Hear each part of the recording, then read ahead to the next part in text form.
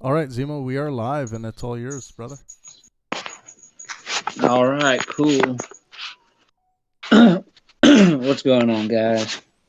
Not much. I'm just going to do some sharing, and we'll get an audience in here. All right. So, today I just wanted to talk about something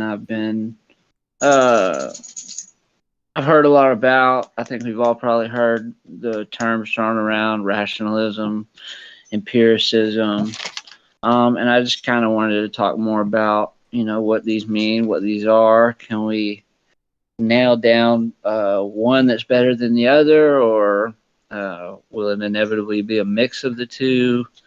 It's something I'm pretty ignorant about, so I wanted to see what everybody's thoughts were. And anyway, so let's start off with what we're talking about. So rationalism and empiricism are two schools of thought in philosophy, mainly in epistemology. And epistemology is the theory of knowledge. In other words, how we know what we think we know. Are we justified to think that we know what we know? Is it reliable, etc.? So we have two approaches. We have rationalism, which is reason is the main source of all knowledge, basically. One of the definitions. Now, you could get multiple definitions depending on who you ask. You could probably get 100 definitions about what these things mean, but just basically, realism is the theory. Rationalism is the theory that reason, rather than experience, is the foundation of certainty and knowledge. And they use reason in the definition, so I just wanted to clear up. Reason, the definition of reason is the power of the mind to think, understand, and form judgments by a process of logic. So rationalism it relies heavily on logic, and a key thing within rationalism is intuition, the idea that we have built-in mental faculties, which allows us to figure out what is true, right?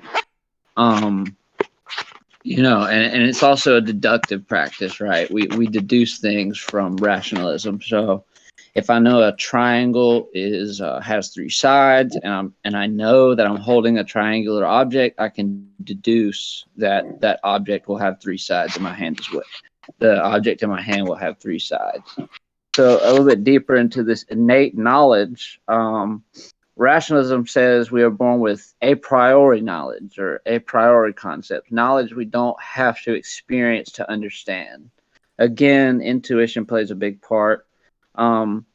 Some people call these innate concepts. For example, if I were a young child and I had no experience of pain or of crocodiles, I could argue from the rationalist point of view that I wouldn't have to experience pain or get up face to face with a crocodile to know that it could potentially hurt me, right? I can intuit these things, I can deduce these things, and basically that's that. Now there's a little bit more, but I won't go too deep into it.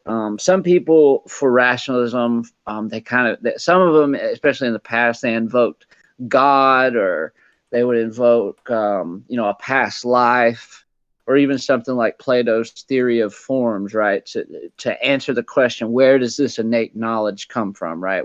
And I don't personally think you have to invoke any of that, right? I think with our modern day genetics and epigenetics and stuff like this, we can kind of and the evolutionary biology, we can kind of understand where some of these innate concepts come from, right? So so I don't think you have to manifest any metaphysical craziness to uphold anything like rationalism. On the other hand, in the other corner, we have empiricism, which is the theory that all knowledge is derived from sensory experience. This knowledge is also called a posteriori knowledge, opposed to a priori, which is basically saying we don't know anything until we see it for ourselves. A lot of empiricist knowledge came around the 17th century, or the empiricist school of thought, with science coming to science doing great things, and the idea that people are watching things happen, and people before thousands of years ago kind of would just guess, and they would have these innate ideas and intuitions, but it would never really lead anywhere. But with the empirical approach, with experimentation and stuff like this, they thought that this was a better way to reach knowledge. So another key concept in empiricism is the blank slate, or the tabula rasa, which is the idea that there is no programmed knowledge, intuition, or thoughts when we are born. All of our knowledge all of our knowledge comes from our sensory experiences, and it's its only source. Nothing can be known without sensory input and experience of that which we want to know. So that's just a rough. These schools of thought and these concepts go a lot deeper, but I just wanted to give a quick little introduction of those. And I don't know. I guess I go around the room now, and or maybe if anybody has something they want to say, go ahead and put it forth. And if you don't, I'm just going to go around the room.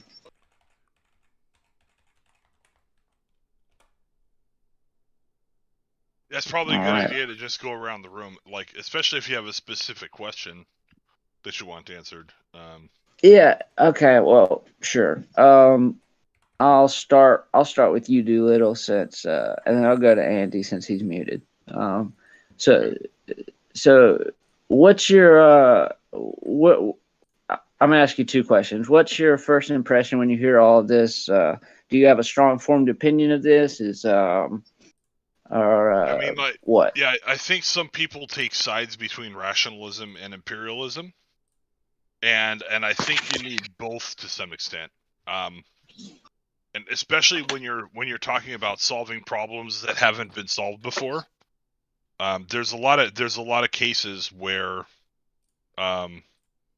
without some fundamental knowledge that's grounded in a physical observation, you're gonna be just shooting the shit. And if you can't use rationalism to extend your model to things that are beyond what you have observed a priori, then you're not going to be able to predict something that hasn't happened before. So I think both of them are incredibly important to have. Like, let's just take, for example, if you were a doctor and you had a goal of coming up with the best treatment for COVID, right? If you only believed in empiricism, then you might have to do something like a double-blind, placebo-controlled study where all the possible combinations of treatments were evaluated against one another so that you could determine which one is best. And when you start doing the math, for something where there's only a 1 in 10,000 death rate for the population that you care about, which is the people that are in the 30 to 45 category, you would need study groups that are 100,000 large, and you would need something like 1,000 such study groups to study all the combinations of all the different treatments that you're considering. And so such a study is not possible. So getting empirical knowledge of what is the best combination of different kinds of drugs and treatments, this is not something that you can explore with empiricism. Right. You can't get the answer before the answer is needed. You can get the answer, you can't get it before the answer is needed. Right? So you have to dig down, and you have to find some mechanism where there's something that you can know for sure. Okay, how does the virus work? How does the body react to the virus? And you can understand the mechanism of how the virus works and how the body reacts to the virus, and maybe how different proteins fold, and maybe there's some deeper knowledge that is empirically grounded. But then you have to use rationalism to say, okay, well, what's going to happen if I give them these 3 drugs? And you can guess pretty close to what it is, and you can try it on a few patients, and if it works, then you can say, if it works the way you thought it was going to rationally, you can say, oh, I must have been right, and come to a fairly decent conclusion with a combination of rationalism and empiricism. But if you say, well, rationalism doesn't work because people are inherently flawed with their logic, well, you're just stuck with past observations. And if you have to make a decision based on something that's never been observed before, you can't solve problems that have never been solved without some degree of rationalism. And you can't know whether you're right without some degree of empiricism. So there's a combination that's needed really to do anything in the practical world.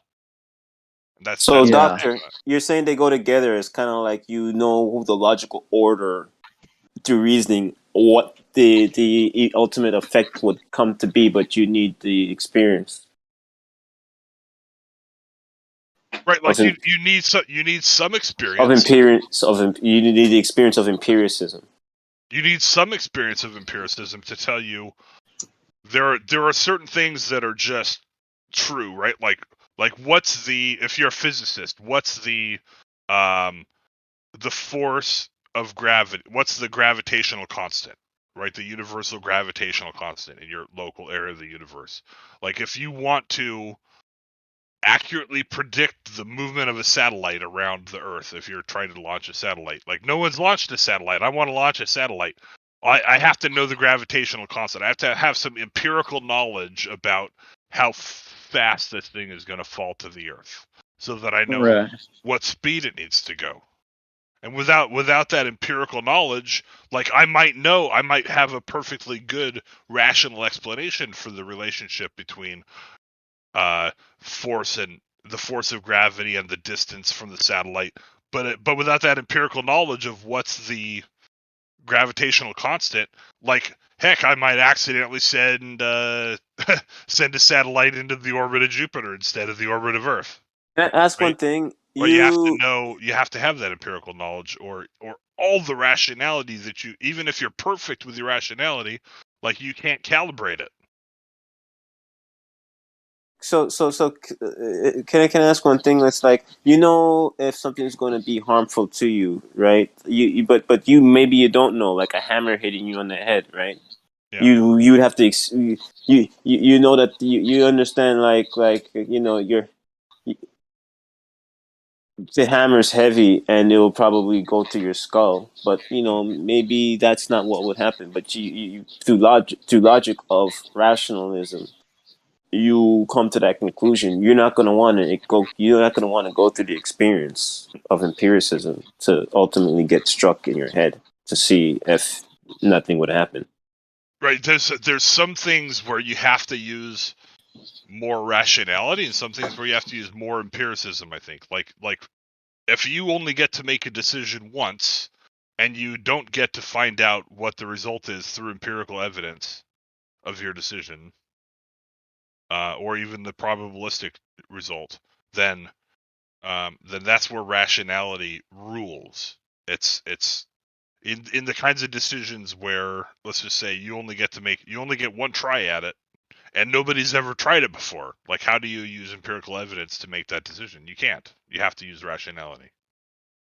Yeah. And in some cases it's in between. In some cases it's almost entirely empirical. Like if I'm trying to discover the gravitational constant,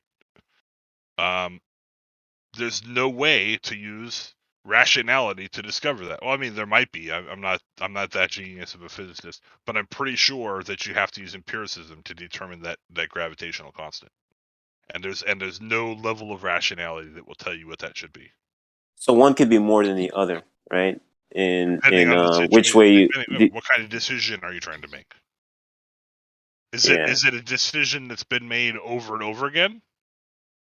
Is it something where you've only seen things like that and you need to predict the outcome of something that's never been done before?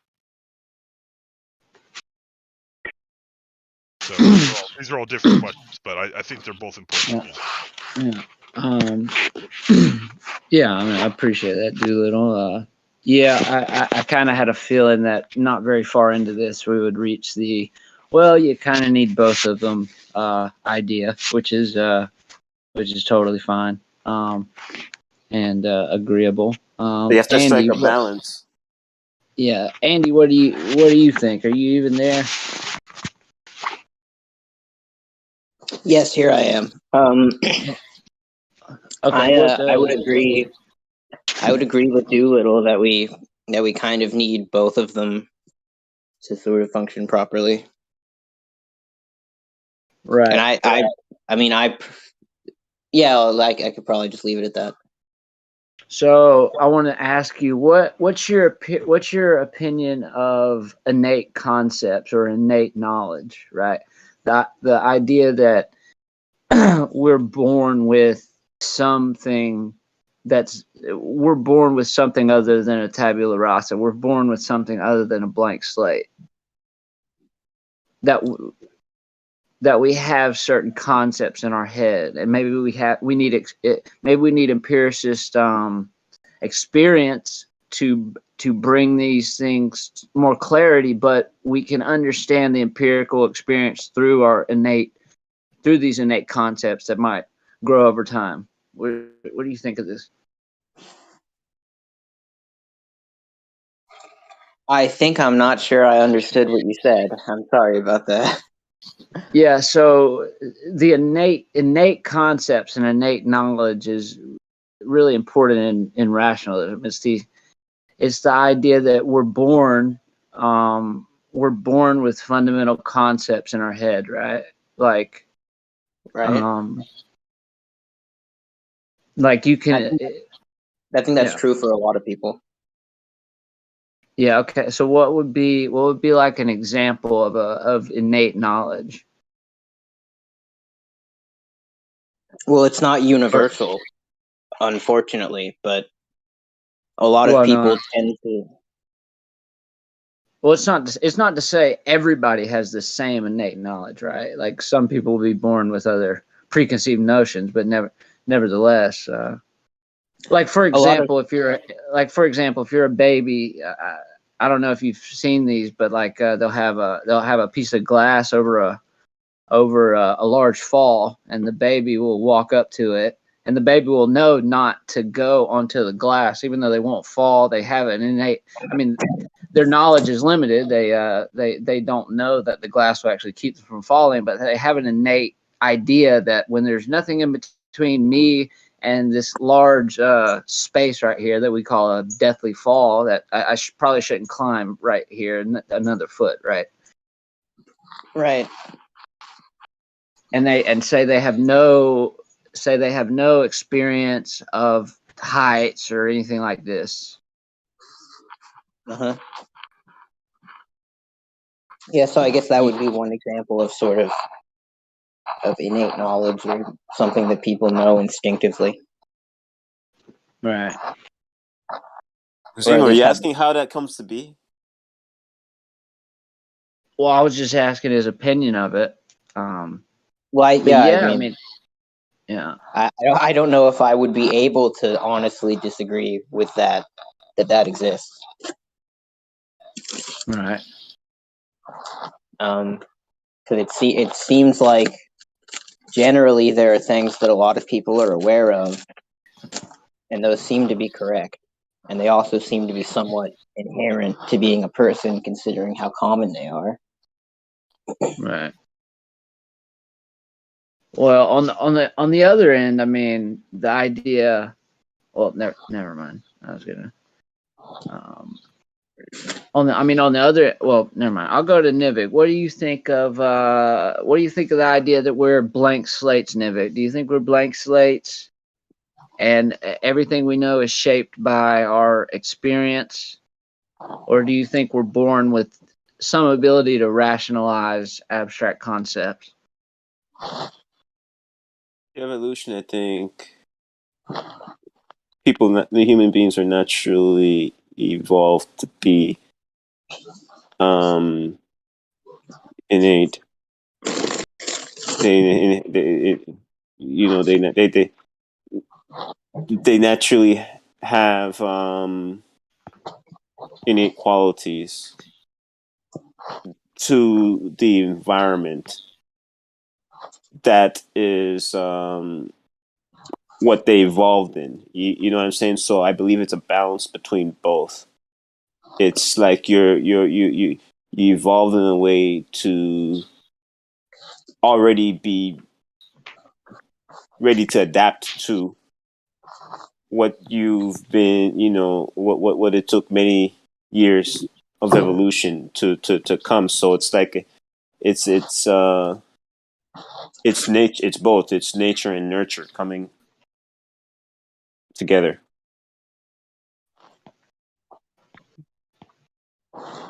They're not separate. Right. So what do you think about the idea of a blank slate? But then, if someone points out that people could have the same, close to the same empirical experience, right? They grow up in the same neighborhood. They have, some may even share parents, right? Share a household, and yet one kid naturally flourishes in math, and one kid from the day he was born was just hell on wheels and I don't ended know up about in that. reformatory school, right? Like, so basically what I'm saying is, if we're all blank slates, you would expect kids born in similar environments to be very similar throughout life, right? But you don't see that. You see natural inclinations towards one or the other, right? Towards certain abilities or preferences, right? Because of the environment we developed, growing up, being around each other, emotions to feel empathy and to take in knowledge and rationalize that as information, think logically. It is all it is. So it's I don't. It's already it's already you already developed to be able to. I'm not sure what you're asking. Like if we normally would know things, I think our bodies are already developed to adapt to. Right. So you think we're already evolutionarily developed for certain functions, right? That's what you're saying. Yeah, and one has to meet the other in for for for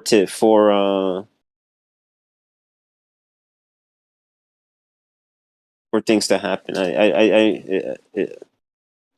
I think So I don't think I think it's like some of it is it's both the nature and the nurture. They're both the same thing. You're already hardwired to right. So you don't yeah. believe in the blank slate theory. You don't believe in this. Mm. I mean, it seems from what you just say you don't. So, uh, here, you mind if I move on and let you stew on that for a second? That's a hard thing to answer, man. Well, I'm just gonna say, from what I've heard you said, it doesn't seem that you subscribe to that view, right? How do blank slate, like how? I mean, like if It's you don't I. know, if you're not given knowledge, then you just you're not going to know. But you're ready to in your body's already evolved to engage with. It's you know what I mean. It's like in order to it's like cornflakes and milk. You know what I mean. they have to come together. The nature, the Some environment people would of say they don't, right? Some people might like them separate, right? yeah, the environment of nurture and you of nature come together for otherwise, I mean, I guess technically it could be a blank slate. All right. I don't know. Fair enough. Fair enough. All right, I'm gonna move on to Lexicon. I don't know if Lexicon, you there? So I'm not. I'm just listening. Oh, okay. You don't want to question? All right. Tranquil Rage, how's it going? Hi. Hello. I'm Yeah. just kind of listening and seeing what y'all are talking about. This All right. innate knowledge thing. Yeah. I do think that there's a combo act going on there, the nature versus nurture stuff. Sure. I don't know. I don't think we're a blank slate, but I do think that a lot of what we learn in life does come from our environment, but our genetics do get involved in a really big way with what we're maybe capable of and things like that. So I do think it's definitely a combo act, though. You can't have Yes, yeah, and just Tranquil, one. real quick here. Yeah, go ahead. So there's a relatively recent science called epigenetics, where people are studying now how people can pass on traits to their children that are not encoded in DNA, and it does appear that mice that are like for example, mice that are exposed to cats pass on a fear of cats to their children, and even if their children have never been exposed to cats before, they get a fear of the cats, right? That kind of thing. Mm-hmm. So Yeah. there are ways that knowledge gets passed on to our offspring. Sure. Yeah. And But you have to it's a combine with relatively the new branch of environment. science, but yeah, But you have to I combine think with the there's environment for it's that an to happen. environmental way of passing on knowledge to our children, which may or may not involve the children actually being exposed to the things that they're indoctrinated to be fearful of. Right. There was a study Um, done back in the early 2000s for epigenetics where they were tracking the weight of people who were pregnant and having their kid after the fact. If somebody spends most of their life thin, gets fat, has a kid, and then thins back out immediately, reverting back to their old lifestyle, that kid is actually more likely to be fat than somebody who just stayed thin the whole time. Having an excess of body fat puts a pressure on your genes somehow, and it affects the genes that go into your kid, is what the study found. Right, and another weird study, which is, and maybe this is an untouchable subject, but studies have found that Jews who are direct descendants of people who were Holocaust survivors have a much higher level of neuroticism or than people who are not direct descendants of Holocaust survivors. Doolittle, can I ask I a can see how question? that would make sense. Yeah. Let's say if you never experience, if you genetically evolved but never go through that experience, let's say hypothetically you naturally have a fear of heights through your genetics, but you've always lived underground. Would you be able to say that you have a fear of heights?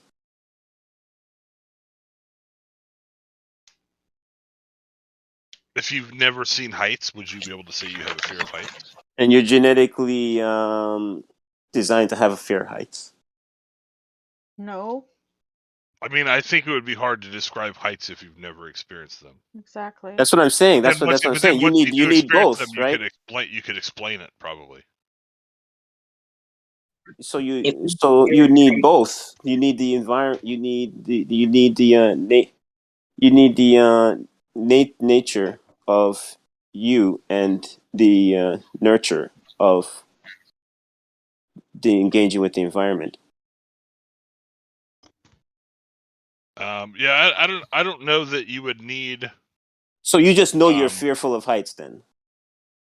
You know, like you wouldn't know that you're fearful of heights until you get some heights, But right? So yeah, I mean, it would be more like you have a fear of heights once you're exposed to the heights, but Yeah, you exactly. You you need have, one and the but other to come together. right, right, but but the fear is not coming from a direct empirical problem, like fear based on an empirical experience of heights. Like you didn't get up one time and almost fall off and said, "Oh, I'm afraid of this now." It was innate in you, and then of course you can't be afraid of the dark until you're in the dark. I mean, obviously, but once you went up there, you can say, "I don't know what came over me. It's not rationalistic. It's just something in me. I'm just innately terrified of this." Right? So But, yeah, I okay, mean, but can Well, of you course do. you have. I think you Of really course, need the combo because, like, you can't. I mean, we do have to have some ability to Yeah, overcome our genetics because you need the there's stimuli no. from one thing to get the other. It's like, Well, yeah, what you sure, have genetically, you need the stimuli of the environment to come, but of you right, and the environment come together. You're and we you're all have a hardwired. range.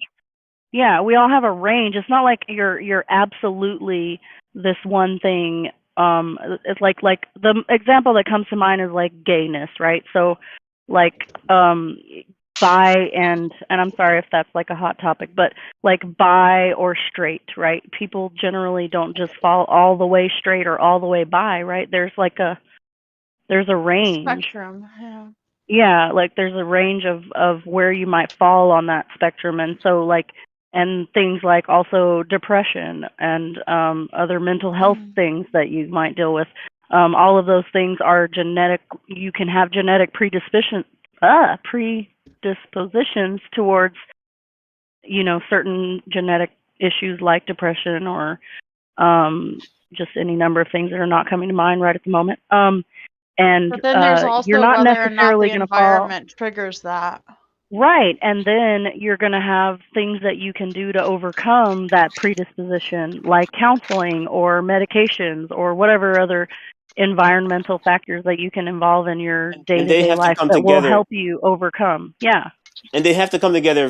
They have to come together logically. Like you can't Well, just not be born. Well, no, no, no, necessarily. no, no. Let me finish. Let me finish. Let me finish. You can't just be born and just flap your hands and think you're gonna fly like a bird would fly, right? But you could Yeah. probably think you would, right? But Sure. sometimes All you can think environmental that is conditions, even if yeah. you don't have a predisposition for something, the environmental conditions can be so extreme that you end up with Well, then you whatever. become exactly. Yeah. Yeah. So it's not necessarily always both. Right. There's a combination that happens, and There's a then combo sometimes, and sometimes it's yeah. different. It's not. Right. Oh, Right. how's it not? How's it not different? How? Sorry. How sometimes it's not different? I didn't. Like What do you mean? a person can experience life problems or issues or things in life that will cause them to experience depression, for example, if they were not already predisposed. Is that what you were saying? Yeah, exactly. Yeah. It's like it really doesn't take both. I mean, a lot of the times, yes, absolutely it Yeah. does. And It'll absolutely be worse if you have both. yeah, That's for sure. bingo. Yeah. so yeah, so I just want to back up a little bit and kind of tell you the history of how we get rationalism and empiricism. So Descartes, rationalism kind of starts with Descartes, right? So Descartes, he looked around at history, and he tried to set everything aside that he knew. And I sort of want to remind people we're dealing with knowledge and how we know what we know, right? Can't think of the fancy word right now, but anyways, he tried to set aside everything he knew, and he wanted to look at history and learn what history had gathered, the knowledge that history gathered, and basically he didn't see much to work with, right? He saw all the arguments, so he wanted to develop something that was based on an Well, yeah, didn't he unarguable only come up with "I think, therefore I am"? That's all he got, yeah right? yeah he wanted to base stuff on it on inarguable premises, right? And basically the only inarguable premises he could come up with, and I think almost anybody has ever come up with, right, is I think therefore I am. I mean, anything after that, right, is up for debate. But you it's very like Dan says all the time, nobody could beat Kant, right? And so rationalism is sometimes described as inarguable premises moving to infallible conclusions, right? So I'm not so sure about the inarguable premises part, but and I'm not even really so sure about the infallible conclusions part, right? I mean, anything in science could be overturned tomorrow, right? But anyways, that's where it comes from. And then on the other basis, Hume is normally credited among a few others with empiricism. And he basically saw the scientific progress and Newtonian laws and Boyle's laws, and he said, well, you know, if the universe works this way, then humans must work this way as well, right? And there must be some human laws that we can come to find how we know what we know, or a better way to learn what we know. And that's where he developed empiricism and the idea that, you know, you can rationalize things all you want, but until you experiment or try something out or see it for yourself or experience it, you don't really, your rationalizations might have a hole in them that you might not encounter, right? So which one of y'all think got it right? Which one do you think is better? Do you think there's such thing as infallible conclusions from inarguable premises?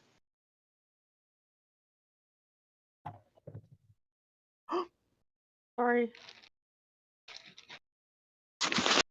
So what about math? I want to talk about math, because math seems to be kind of in this middle ground, right?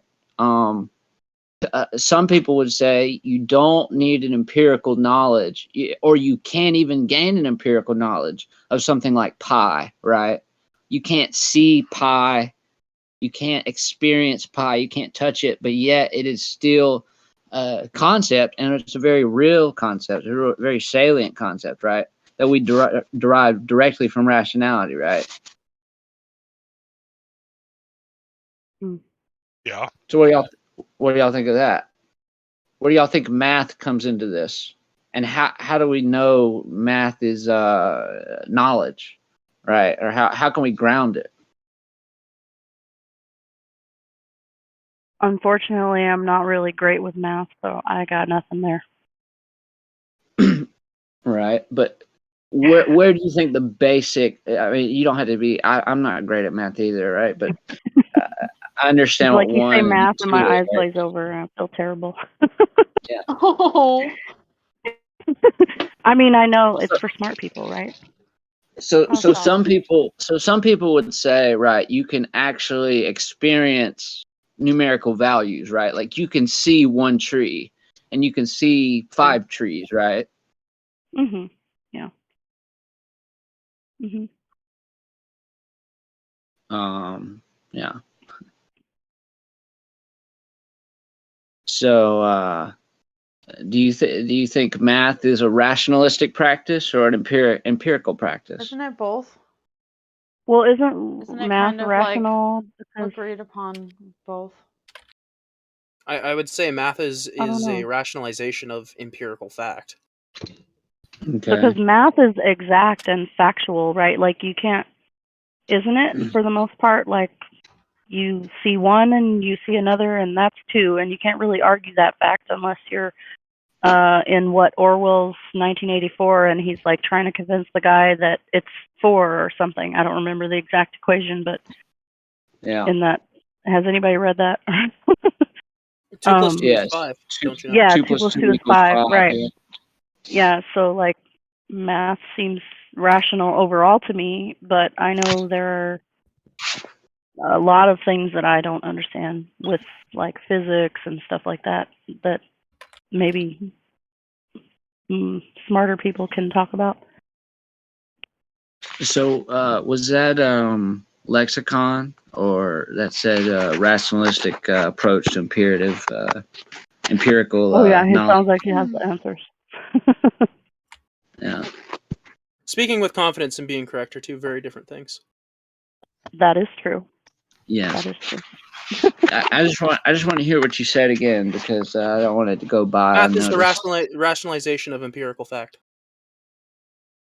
Okay, so you think empirically we could see, one tree, two trees, we can do the subtraction and empirically work it out to make it right, and then we just add representations to the empirical knowledge that or experience that we've gained. In other words, I'd say that's how math became a thing. all right, cool. Well, we solved math. There it is. I Yeah. mean, What was the I'm solution excited. for math? Well, I'm just saying, like, you're right when you say, like, pi isn't something you can, like, hold in your head. You can't rationalize pi. But you can, like, pi wasn't derived empirically. It was derived rationally, and then we gave it empirical provings by doing math backwards to make sure it worked in all scenarios. You're saying So, you could confirm something logically with math. well, Yeah. yeah. So if I said one unicorn plus one unicorn equals two unicorns, does that's true? But that Well, yeah. I mean, That also only kind if of depends on what you unicorns mean by exist. 1 + 1 = 2 there, because it's very possible if you put one but unicorn inside my another, point you'd is only have one unicorn left. math is logic, and logic could represent things that don't exist and things that do exist. So I'm just trying to think of little intuition pumps and thought experiments we could go through here to try to get the wheat from the chaff. So here's another thing in biology, right? You might look around and you say, okay, there's humans and they come in all different shapes and sizes, different sides of the earth. They look different. You might even do some analysis and say certain groups are behaving different. Therefore, and animals have races. Therefore, empirically, I see that race is a thing, right?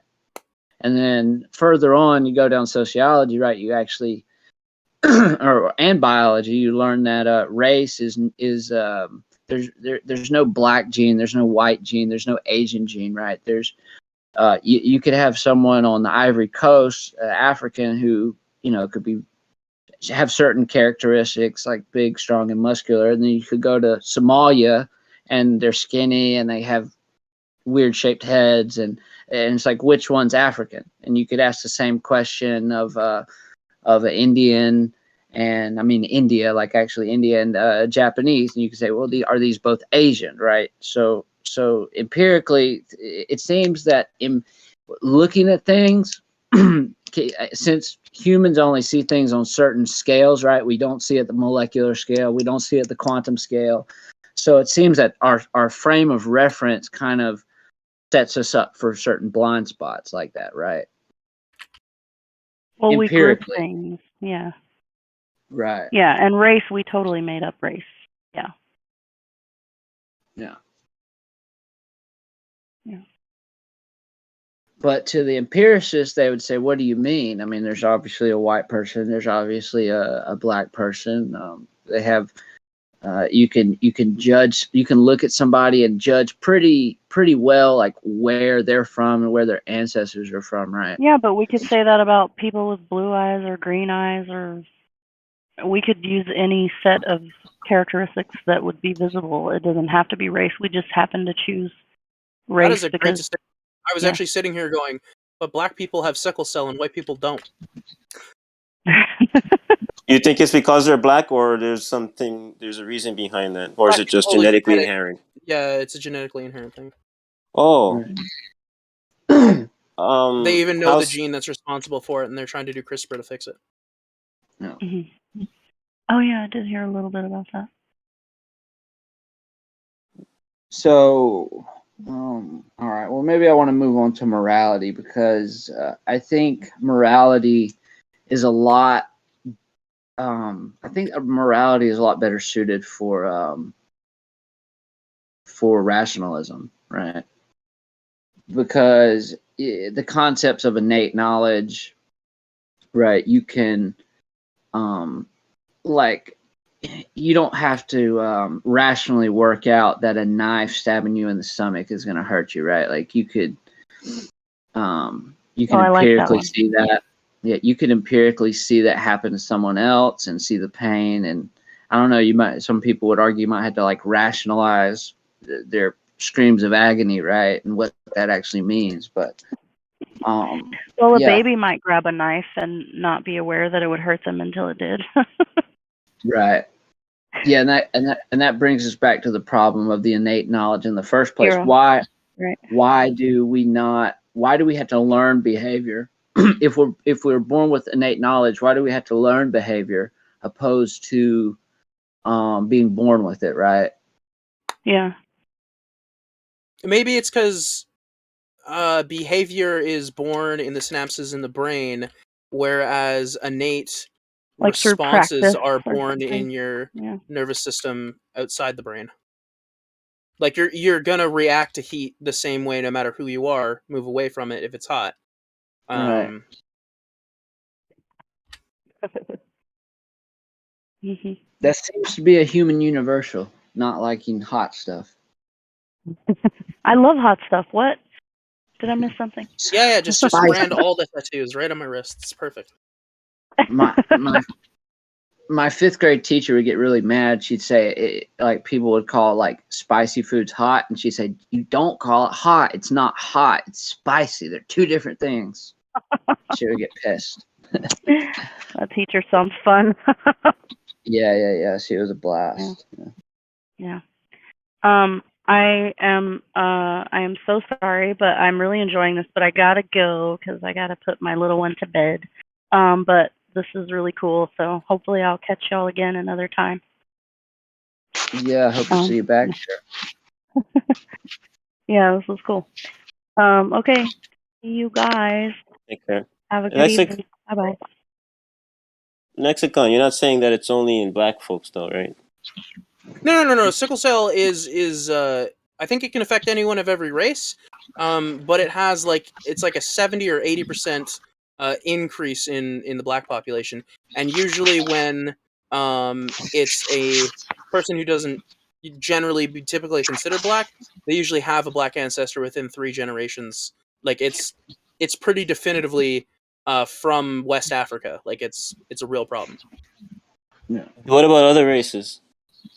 Like it almost doesn't exist at all in like Japan or India or China. Like it's non-existent there.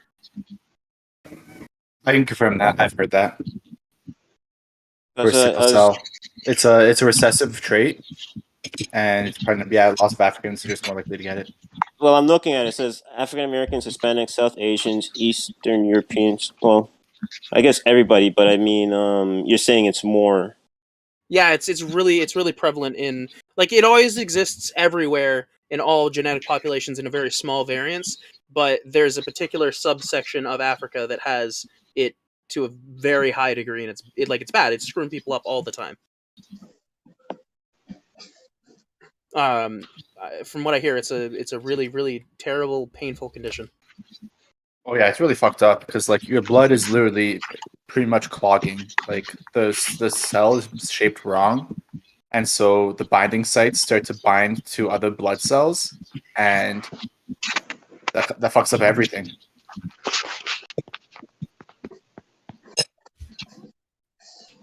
Yeah, it sounds fucking brutal.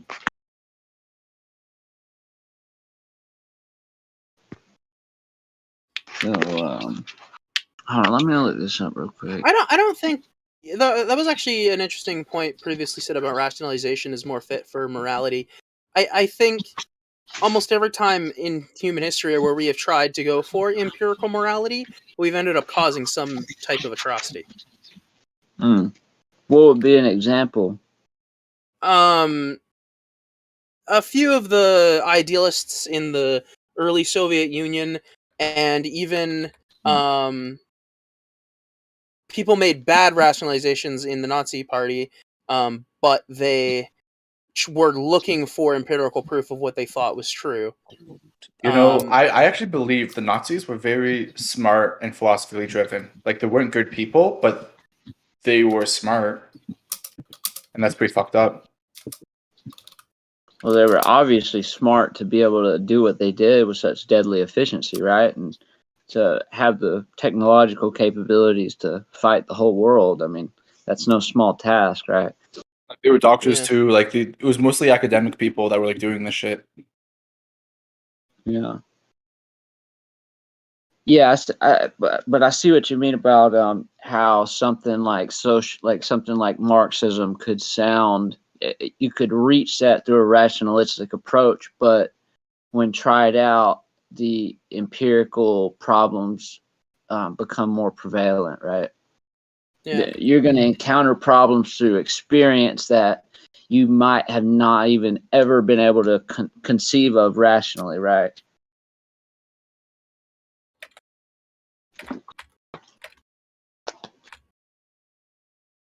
So we can end this in a few minutes. I'm not. We don't have to have a long show or anything. But what I mean, yeah, Doolittle said it earlier. I want to say two things. One, when I first just looked at this, well, three things really.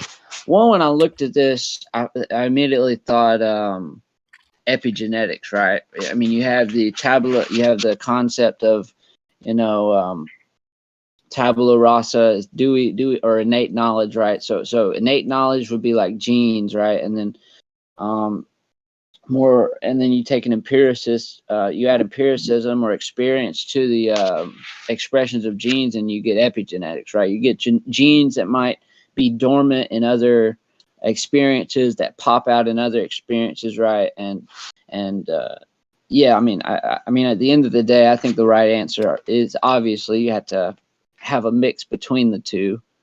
I mean, it's kind of like what is one with the other, right? I feel like it's the same relationship between wisdom and knowledge. Okay. You use rationalizations to make better decisions based on empirical facts. If you try to prove one with the other and you become idealistic over which one's better, you end up making poor decisions. Yeah. Yeah. And towards the blank slate concept, I mean, I'm not. Maybe y'all know how far this has been proven, but Noam Chomsky comes to mind, right? Like his work with linguistics and basically his hypothesis and or discovery that, you know, humans have within us an innate ability to pick up. We have a, you know, predisposition to language. We have stuff in our brain that makes us learn language better, faster, easier as children. I mean, like you can look at any child and tell they're learning languages at an accelerated rate, you know.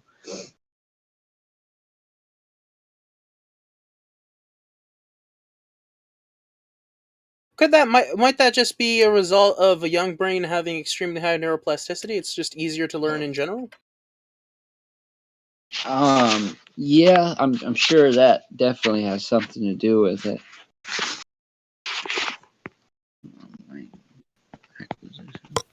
I'd have to look a little bit more into it's the language acquisition device is a claim from language acquisition research proposed by Chomsky in the 60s. The concept is a purported instinctive mental capacity which enables an infant to acquire and produce language.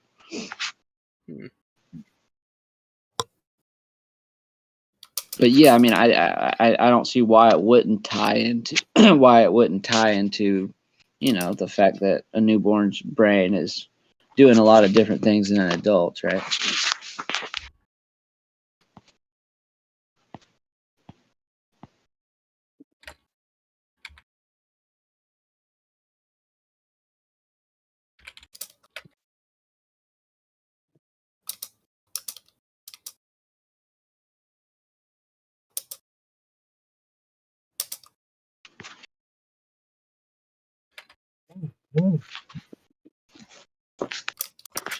Jolly, what's up, man?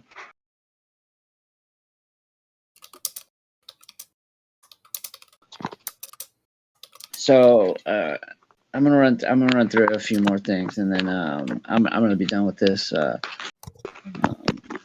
So, what do y'all think of that an empiricist would say? Empirically, observation, it's pretty easy. It's pretty reliable. Like our senses are very, very rarely totally lying to us, right? And it meets Occam's razor, right? It's a simpler explanation for things. I see it, so it happened. That's the simplest thing.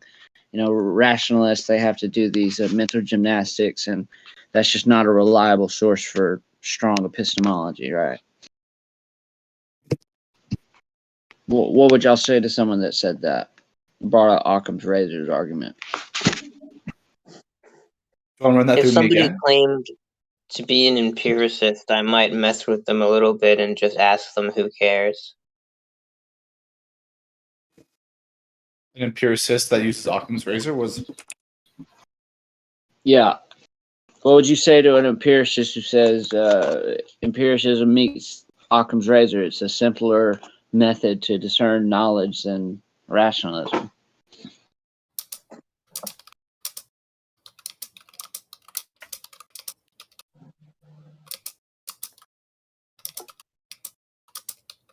I would say reality is too complex for that solution to be effective in every scenario.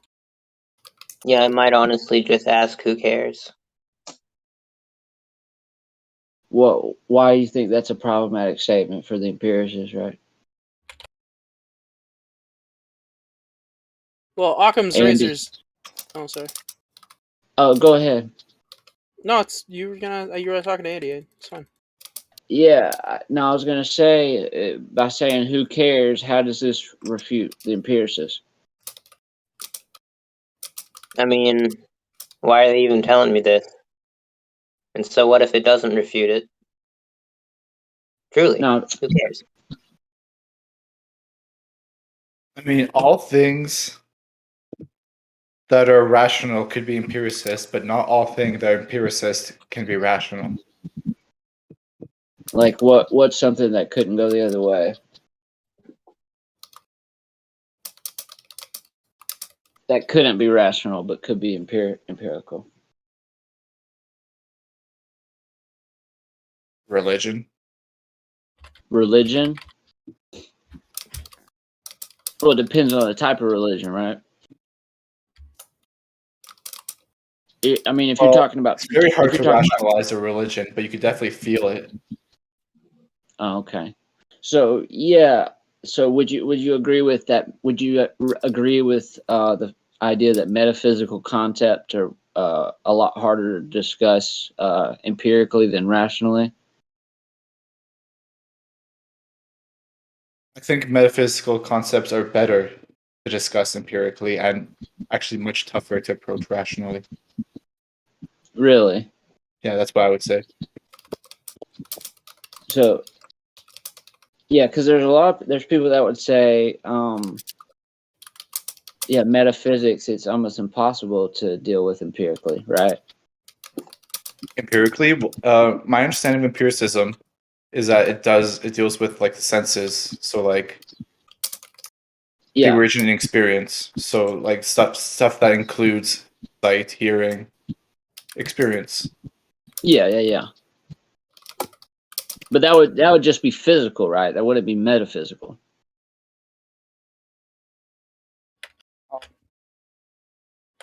The physical might be the like compression of the air that's producing vibration, but the metaphysical is like the understanding of the sound.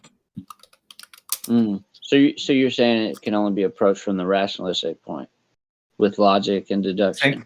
I think rationalists. I think for the metaphysical, I would not limit myself to a rational approach. Sure.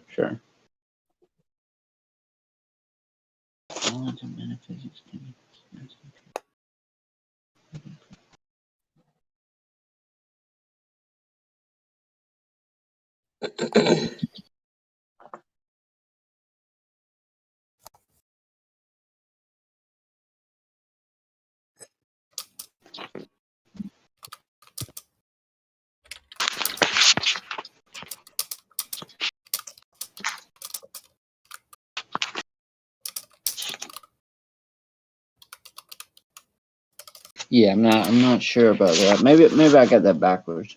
I don't know. It seems like like a metaphysical concept of time, for example. Like you couldn't, like you could go through time, but you can't really experience time, right? So here's an idea. So rationally, you can't have. I need to really think what I'm going to say. Just give me a minute, actually.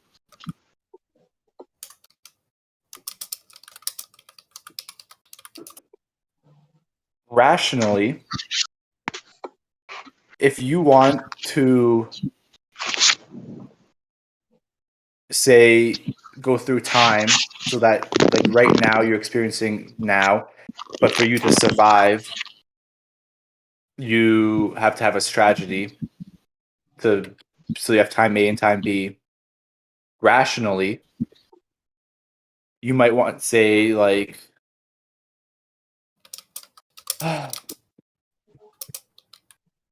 give me a minute. I don't want to mince words. Fair enough. It's a bit confusing.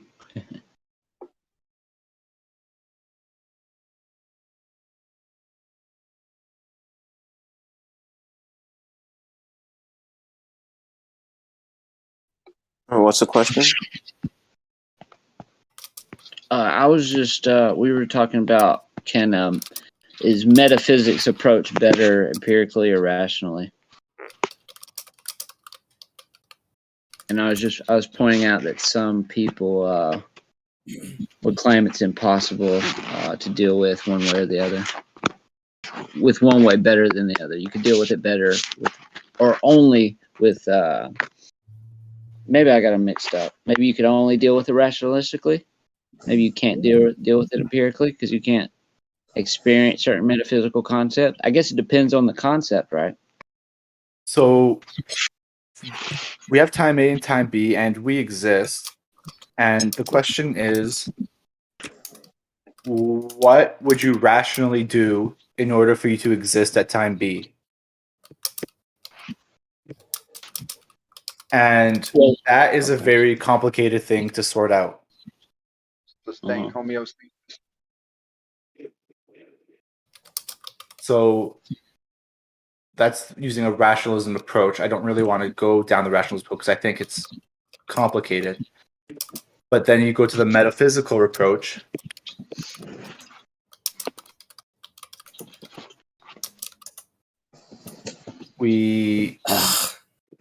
I think I'm mincing words. To be fair, I think I'm mincing words. I'm not happy with what I'm saying.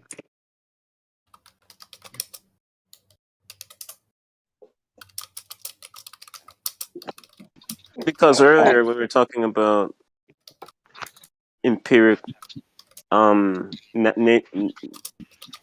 experiencing of nature of and of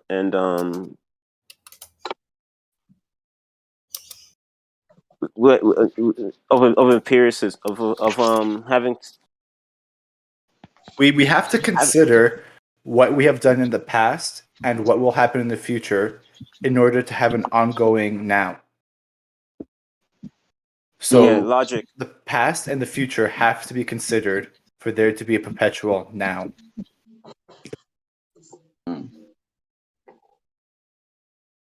Now, how do you rationally go about that?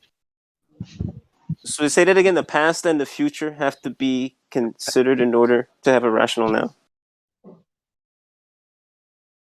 So what has happened in the past and what's going to happen in the future has to point towards a now which is always present.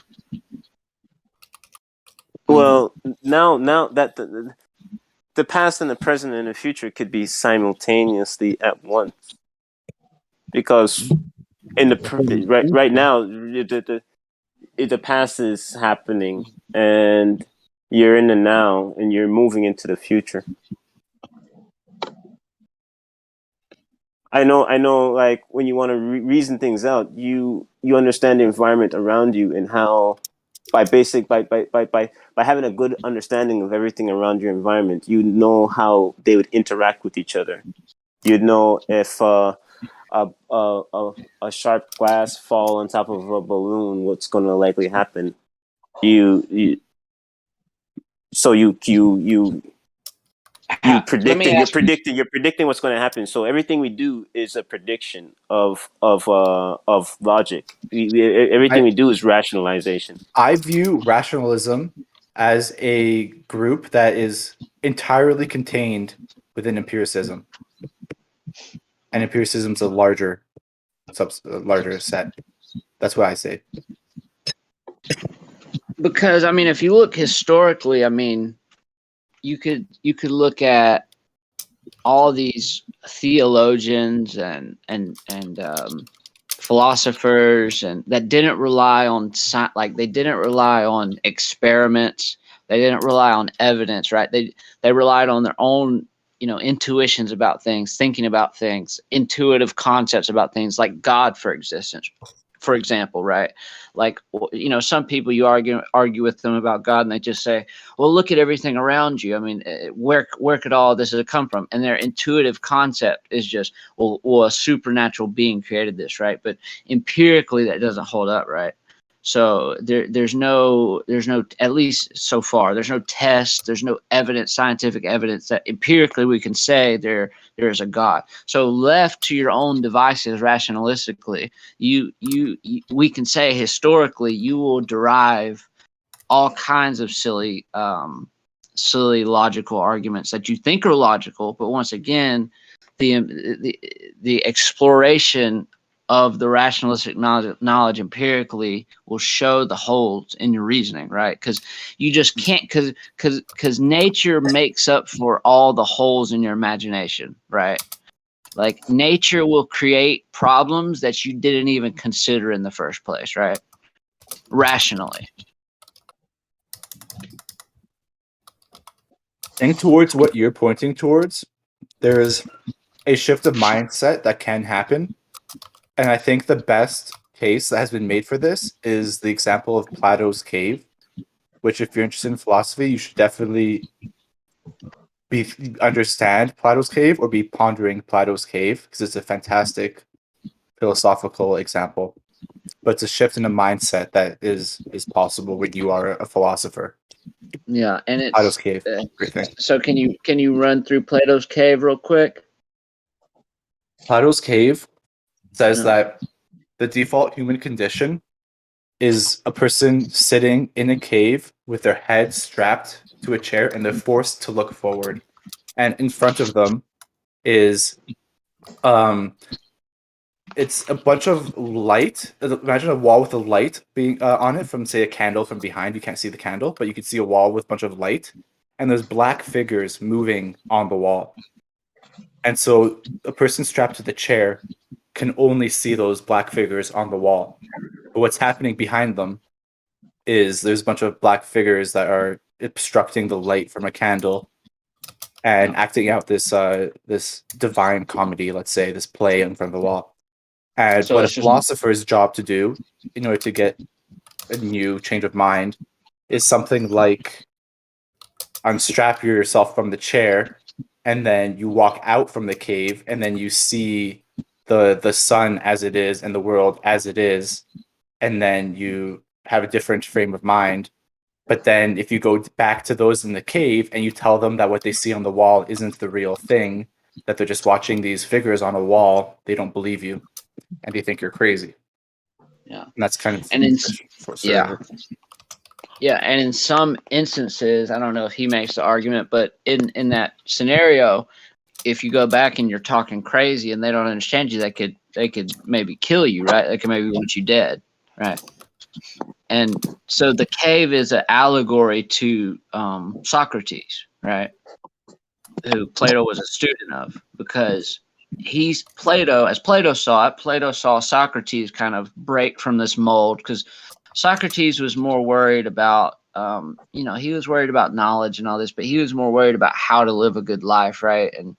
And so, and also, the Socratic method, questioning, and he would, walk around town and question people and make them feel like fools, make them look like fools, right?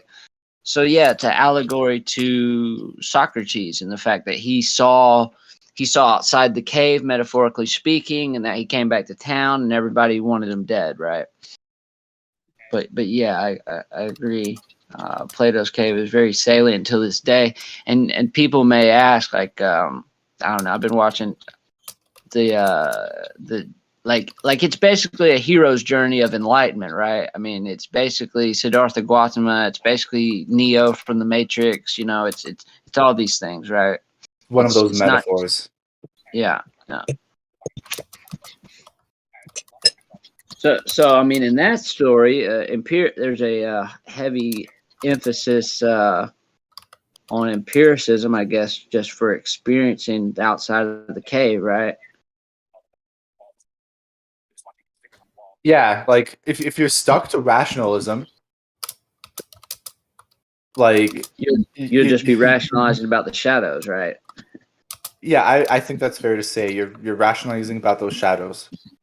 Yeah. And then if you're going for a much more experience-based view, then that's allegorically walking out from the cave and seeing it as it is. Allegorically. Right. Ascent, enlightenment, so to speak. Yeah. So you're saying you can't understand what's beyond you unless you experience it.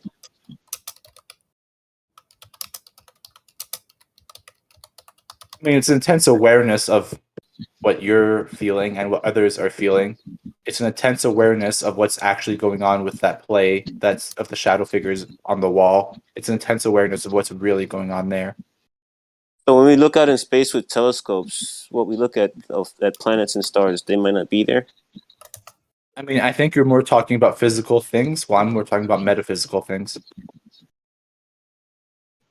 Okay, so you experience visual light, right? We know that there are different spectrums of light, like infrared and gamma. Sure.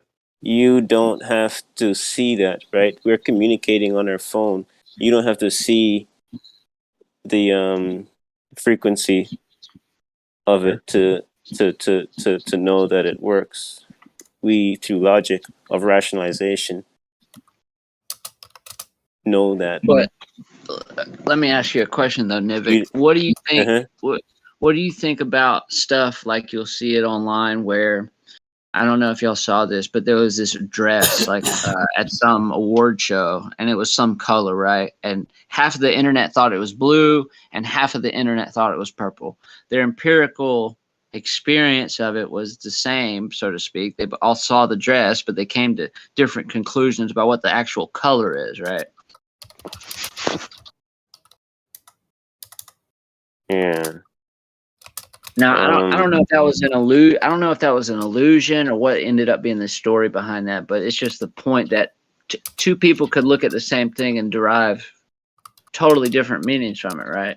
Well, what we're talking about is like you have to experience something to know, right? With empiricism, and I was just saying, like, you can logically come to a conclusion by not having to see it come through logic, and that's how we move naturally throughout the world. Everything is a logical prediction. You don't know when you reach up and you pick up the glass and you're gonna put it to your mouth and drink from it. That's actually going to happen, right? It's just you just do to the best of your understanding of logic that's going to happen, and then all of a sudden a ball flies through the window and it knocks it out of your hand. You just doing something happening that you didn't reason out. Right.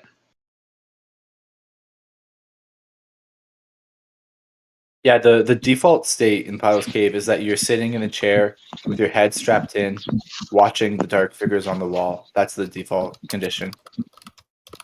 That's what I emphasize.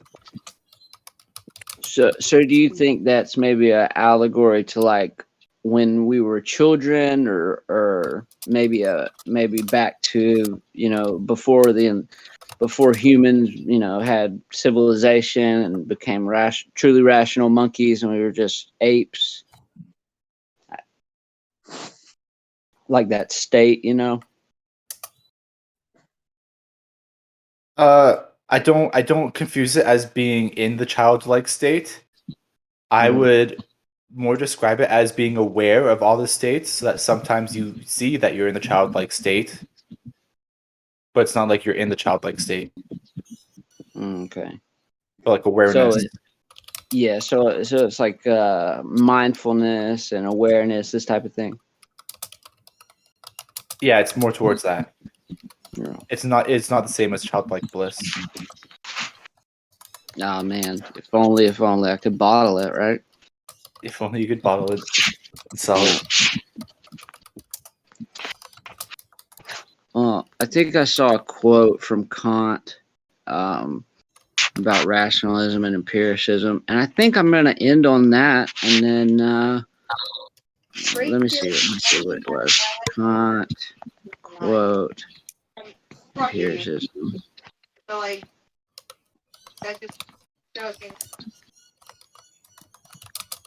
Oh, fuck, I'm not going to be able to find it. Oh, here it is. Okay, here it is. Kant had an answer to the question that bridges the gap between the two schools of thought, rationalism and empiricism. Kant is saying that in order to have any knowledge, the mind needs to have a set of further organizing principles. These principles are found in the faculty of understanding. But I think basically he's saying to bridge this gap of the principles you have in your faculty of understanding, you have to experience it first, right? And I think we can all pretty much agree to that, right? That at the end, it's probably best to use them both in conjunction, right? Well, how human beings evolved, the brain, they took in knowledge, right? And you reason it out logically. Unlike animals, they evolved physically, right? Genetically to adapt, right? So their body is more about engaging with the environment. You get what I'm saying? Yeah. And it's like, okay, they got a thick hide, they got long teeth and long claws, and they're good, There's no need for prefrontal cortex. They just have the fight or flight limbic, and they'll just rip your face off out of fear, or they'll run. Right. No rationalization. Yeah. And it's like the mind. It's like the human mind is like it represents reality, and it doesn't have to adapt. Humans don't have to adapt physically like animals do. What humans do is manipulate the environment that it has to adapt to. It's almost as if it's adaptation evolutionary. It's in reverse. You're not having to physically, genetically adapt in order to survive. You're manipulating environment according to your standards, in a way for it to suit you to survive. So you're evolving the environment instead of you evolving yourself genetically, physically. Yeah. And consequently, this is going to impact us evolutionarily, right? I mean, if we change our environment, then our environment is going to change us too over time, right? Our environment that we change is it's evolution, right? Because it changes in the past. I mean, like the future would be an upgrade of the past. It would be a change of the past, right? It's an evolution, right? So I guess we evolved psychologically. So our evolution is of the mind. It's like a psychological evolution. It's really about the changing of the environment. not Oh the yeah, changing of not the changing of the self. And we can change ourselves physically. I mean, genetically too. I mean, yeah, you know, yeah. I because mean, we're of the environment. yeah. I mean, we're the most adaptive animals to ever be brought forth by evolution, right? We can survive in any. We can survive in the most inhospitable of environments using our brain power, right? I mean, we can rationalistically terraform Mars, right? You know. But yeah, if we change our environment, then to suit our own needs, then eventually our environment's going to change us. Like humans create basketball, right, or track, right, or a sport that people celebrate, and consequentially, people's bodies, the people that they find to do the task might have bodies that are more adept at doing the task itself. Like if you look at the evolution of, I don't know, a sport like boxing, like if you look at the heavyweights of the 50s, 60s, 70s, they were maybe like Muhammad Ali was like 6'3", 6'4". He was a big guy, but he wasn't big compared to nowadays standards. I mean, nowadays we have 6'10" and 6'8" boxers, you know, fighting. I mean, you can clearly see like an evolution on that front, right? Well, it's a combination of both of you having to adapt to the environment, or or you just changing the environment to suit you.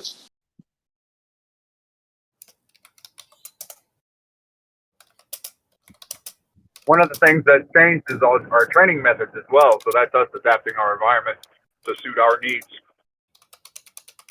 Yeah.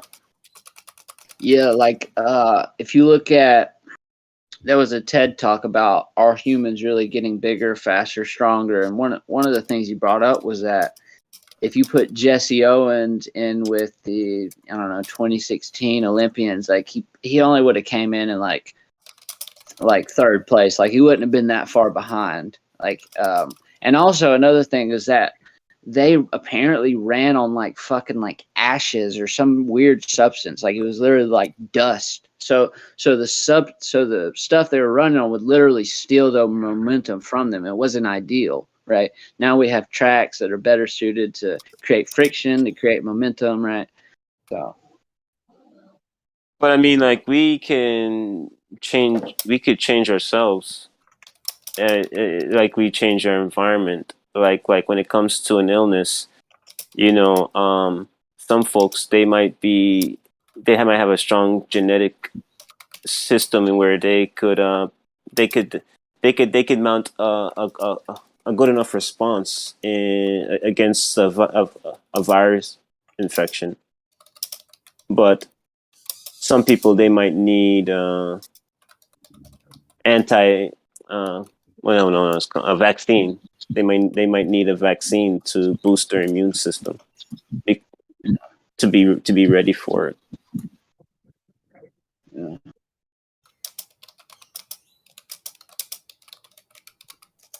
Thank God that's not important right now.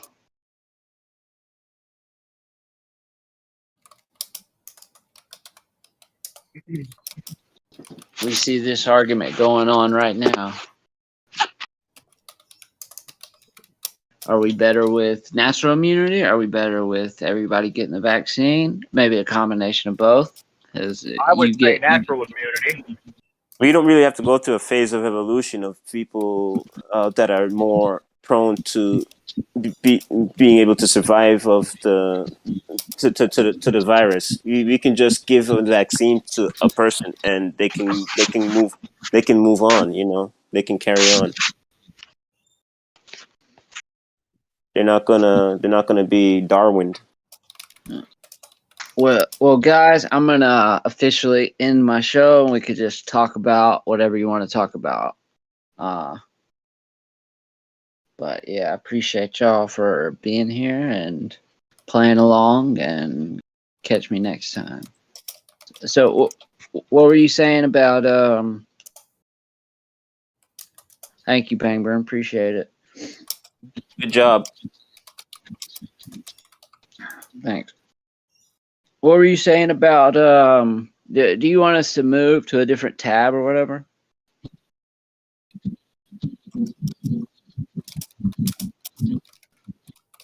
All right. Well, let's appreciate y'all a lot. Thank you. Uh,